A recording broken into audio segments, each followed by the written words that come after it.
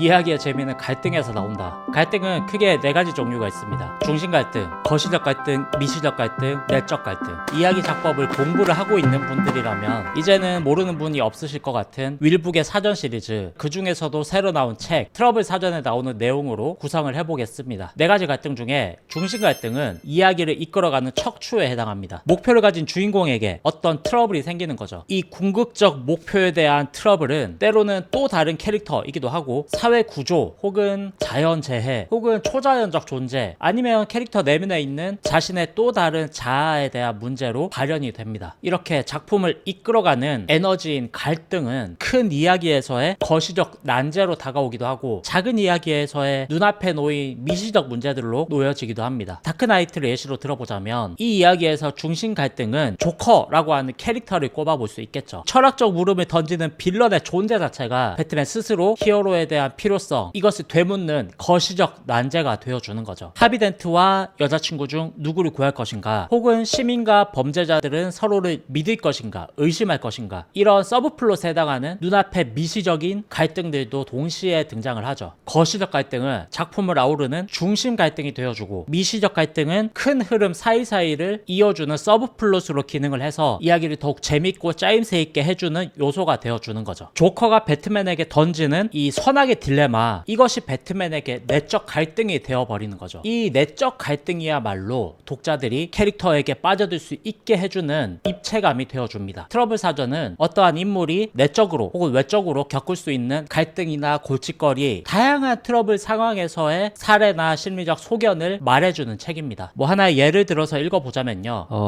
161페이지 부상을 입다. 캐릭터가 작품에서 부상을 입을 수 있는 여러 사례가 있을 수 있겠죠. 그리고 이 사례들에서 발생할 수 있는 사소한 문제들도 있을 겁니다. 당연히 평소에 세워둔 계획에 차질이 생길 것이고, 아이가 있는 부모의 경우에는 아이를 어디에 맡겨야 하겠죠. 그리고 이러한 사소한 문제들 뿐만 아니라 심각한 문제도 생길 수 있는데, 부상당한 일과 관련해서 범죄 혐의로 기소가 될 수도 있을 테고, 맞아, 간병이 필요한데 도움을 받을 수 없는 상황일 수도 있겠죠.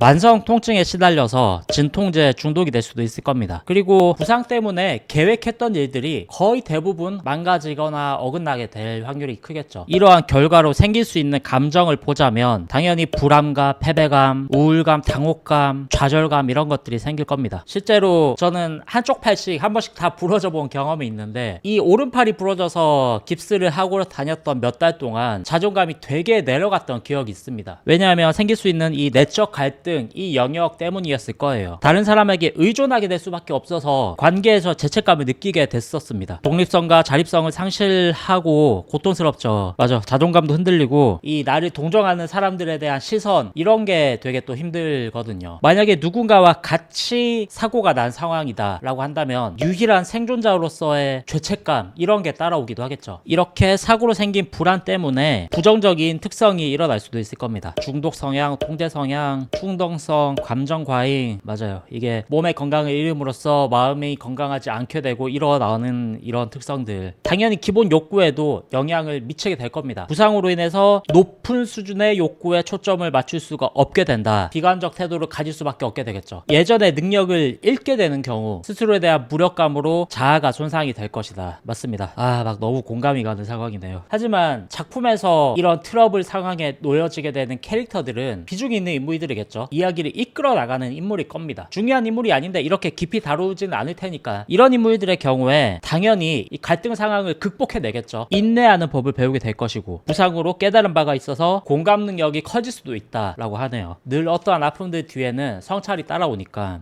이게 참 공감이 가는 게, 무엇보다 다른 사람의 도움을 받아들이는 법을 배운다. 그리고 삶에 대한 새로운 시야를 얻게 될 것이다 라고 하는 내용이 있는데, 여러가지 갈등 트러블로 공황장애를 얻어서 제주도를 도망을 갔다 온 작가로서 공감이 가는 부분들이 많습니다. 그러니까 이러한 사례들이 어마어마하게 담겨 있다는 거죠. 갈등과 트러블의 종류를 파악하고 상황에 맞게 이것들을 다루는 방법을 익히면 캐릭터를 입체적으로 운영할 수 있게 되는 거죠. 그리고 장면들을 짜임새 있게 구사할 수 있게 됩니다. 당연히 이야기를 설계할 때 뼈대 위에 맛있는 살들을 붙여나가는 과정도 익힐 수 있게 되겠죠. 여기서 팁을 하나 던지자면, 갈등을 너무 서둘러서 해결하지 말아야 한다는 것인데요. 영화 신세계에서 위장경찰 이자성은 경찰 직속상관 강 과장의 의심과 책임 전가 등으로 작품 내내 고통을 받습니다. 나루토에서는 나루토와 사스케 사이의 트러블이 어떤 에피소드에서는 일견 해결되는 듯이 보이지만 이타치라고 하는 새로운 갈등이 던져지면서 다시 새로운 문제가 또 일어나게 되는 거죠. 어떠한 관계상에서의 트러블은 오해에서 비롯되기도 하고 잘못을 인정하지 않고 막 책임을 전가하는 과정에서 갈등과 트러블이 더 심화되기도 하죠. 결국에 작품에서의 캐릭터 입체감은 실생활에서의 우리를 관찰하는 것에서 시작된다는 말입니다. 작품 속 캐릭터와 실제 우리들을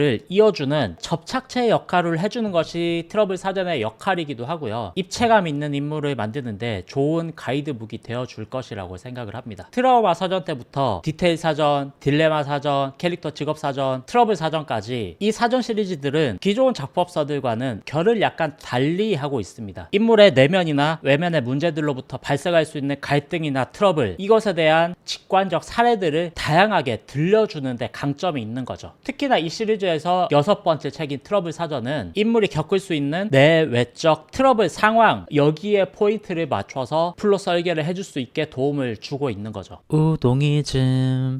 지금 쓰고 있는 이야기가 뭔가 밋밋한 느낌이 들거나 다음 장면이 잘 풀리지 않는 것 같다라고 생각이 될 때, 혹은 이야기 속 캐릭터가 변화하고 성장해 나가는 과정에서 디테일한 감정선을 더해서 입체감을 부여하고 싶을 때 이 트러블 사전이 좋은 창작 가이드가 되어줄 것입니다. 책장 위에 꽂아두고 막힐 때마다 펼쳐보시기를 권해드리고요. 다들 즐거운 창작 되시기를 바라겠습니다. 끝까지 봐주셔서 감사합니다.